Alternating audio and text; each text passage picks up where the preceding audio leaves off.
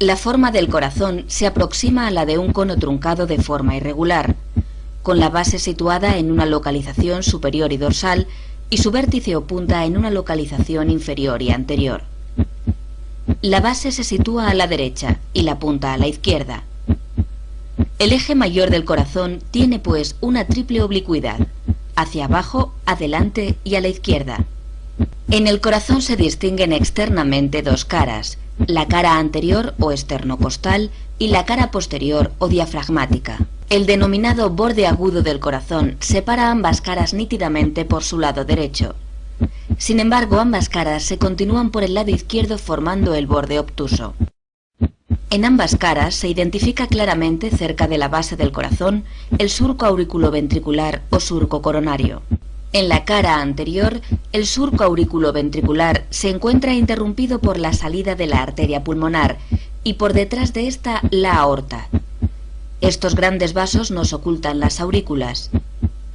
2/3 de la cara anterior corresponden al ventrículo derecho y 1/3 al ventrículo izquierdo. Separando ambos se localiza el surco interventricular anterior, que corresponde en la profundidad al tabique interventricular. En la cara posterior o diafragmática se aprecia el surco interventricular posterior. En esta cara la porción que corresponde a ambos ventrículos es aproximadamente la misma. El vértice cardíaco forma la zona más inferior del corazón y corresponde al ventrículo izquierdo. La zona más superior del corazón corresponde a la base cardíaca. Se orienta hacia atrás y a la derecha y se corresponde casi exclusivamente con las aurículas. A su derecha presenta la desembocadura de las venas cava superior e inferior. El resto de la base corresponde a la aurícula izquierda. Entre ambas aurículas, el límite suele estar deprimido y se corresponde en el interior con el tabique interauricular.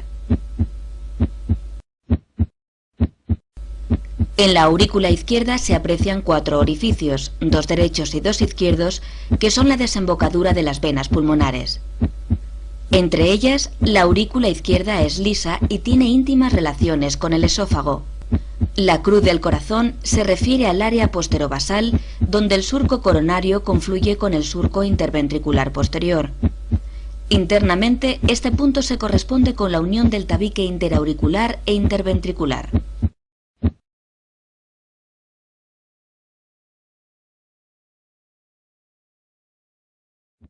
El corazón se localiza en el tórax, sobre la parte media del diafragma entre los dos pulmones.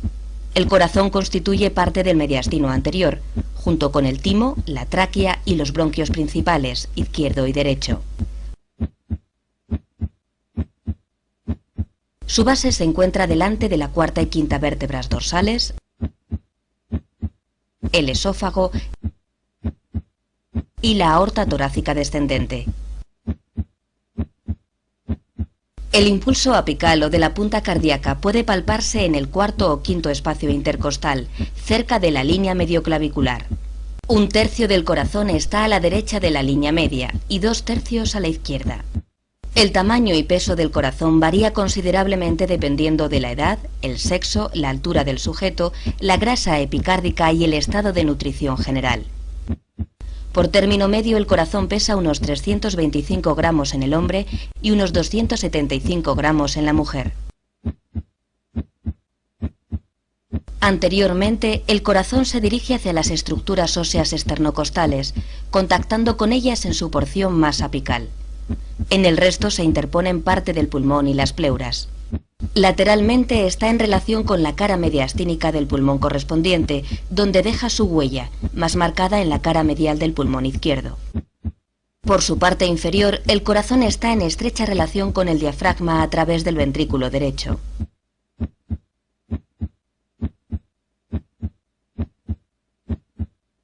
Posteriormente, la base cardíaca establece una estrecha e importante relación con el esófago. Este discurre entre la desembocadura de las venas pulmonares derechas e izquierdas. Esta proximidad facilita la exploración cardíaca transesofágica, empleando sondas ultrasónicas específicamente diseñadas para este fin.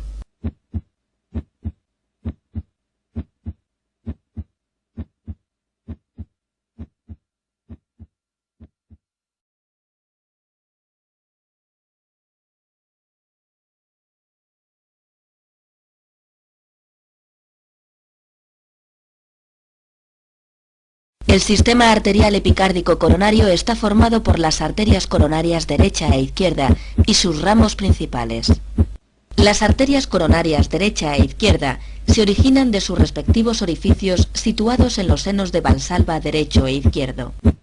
El tronco común de la arteria coronaria izquierda recorre una distancia variable entre 1 y 25 milímetros para bifurcarse después en la arteria coronaria descendente anterior y en la arteria coronaria circunfleja.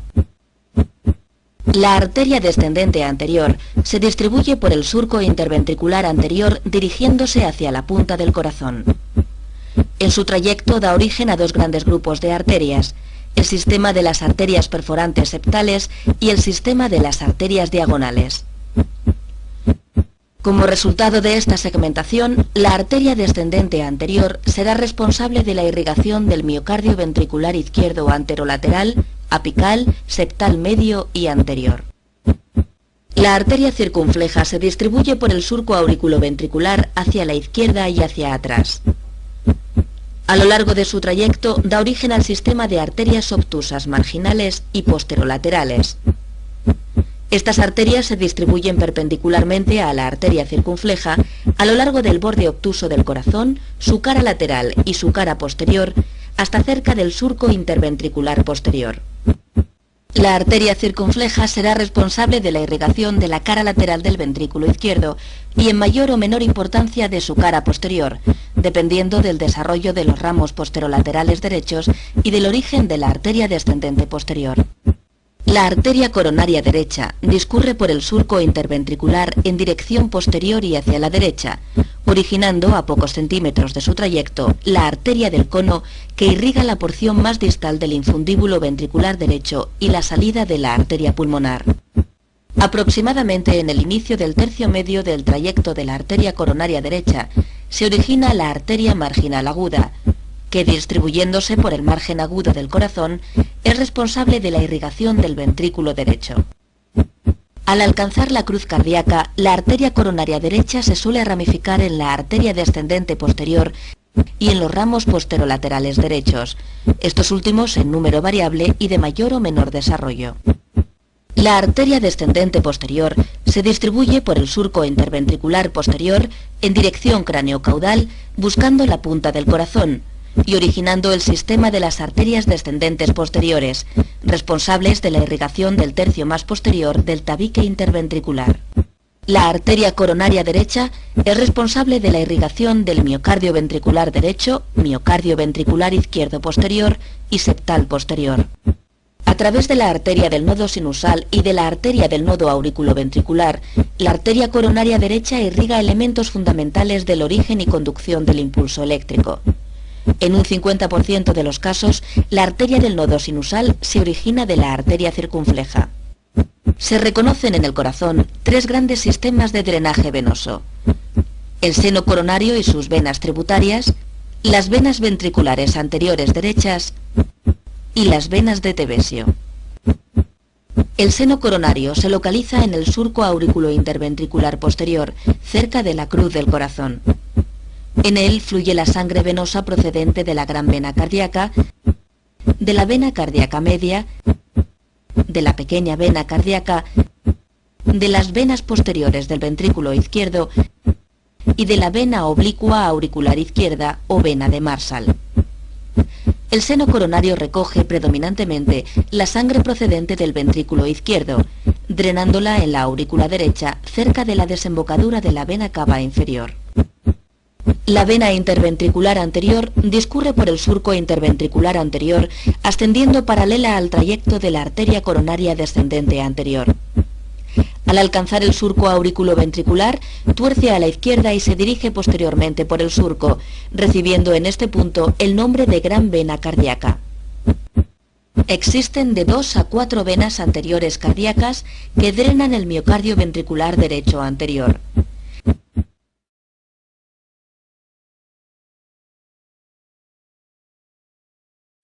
El tejido especializado cardíaco responsable del inicio y la conducción del impulso cardíaco consta de 3 elementos principales: el nodo sinusal o de Keith-Flack, la unión auriculoventricular, que incluye el nodo auriculoventricular de Ashhoff-Tavara y el haz de His, y por último las ramas izquierda y derecha con el sistema de fibras terminales de Purkinje.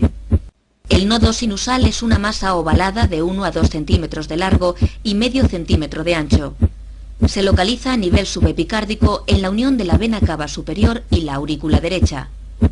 Posee una función predominante en la formación del impulso cardíaco. Sus células especializadas se despolarizan espontáneamente y a una frecuencia superior a lo que lo hacen otras células dotadas de automatismo y localizadas en porciones más inferiores del sistema de conducción. Los tractos intraatriales específicos para la conducción del impulso desde el nodo sinusal hasta el nodo auriculoventricular son 3. El tracto anterior o de Bachmann, el tracto medio o de Beckenbach y el tracto posterior o de Thorel. El tracto anterior dirige los impulsos desde la aurícula derecha hacia la aurícula izquierda. En la unión auriculoventricular se distinguen dos grandes elementos, el nodo auriculoventricular de Ashov-Thabara y el haz de His. El nodo auriculoventricular de Ashov-Thabara está situado a nivel epicárdico, en la base de la aurícula derecha, en el centro del área delimitada posteriormente por la desembocadura del seno coronario y anteriormente por la inserción del velo septal de la válvula tricúspide. Es una pequeña estructura ovoidea de unos 3 a 5 milímetros. Sus células especializadas son las responsables del retardo del impulso formado en el nodo sinusal antes de alcanzar los ventrículos. El haz de His es la continuación de la porción distal del nodo auriculoventricular. Es una estructura con forma de cordón de unos 2 centímetros de longitud y unos 4 milímetros de diámetro. Desde su origen en el nodo auriculoventricular, el haz de His recorre una pequeña distancia antes de penetrar en el cuerpo y alcanzar el septo membranoso. Unos milímetros más allá, en la unión del septo interventricular membranoso y del septo interventricular muscular, finaliza su recorrido bifurcándose en las ramas izquierda y derecha. En su parte más inferior, el haz de His se bifurca constituyendo las ramas izquierda y derecha. Estas ramas comienzan su recorrido en la cresta del septo interventricular muscular. A unos pocos milímetros de su inicio, la rama izquierda se subdivide en un delgado fascículo anterosuperior y en un grueso fascículo posterior-inferior. La rama derecha es continuación directa del haz de His y discurre por el lado derecho del septo interventricular hasta alcanzar, sin ramificarse, la punta del corazón. La red terminal de Purkinje conecta la porción distal de las ramas y fascículos de conducción, formando una maraña de fibras que se distribuye por el subendocardio de ambos ventrículos.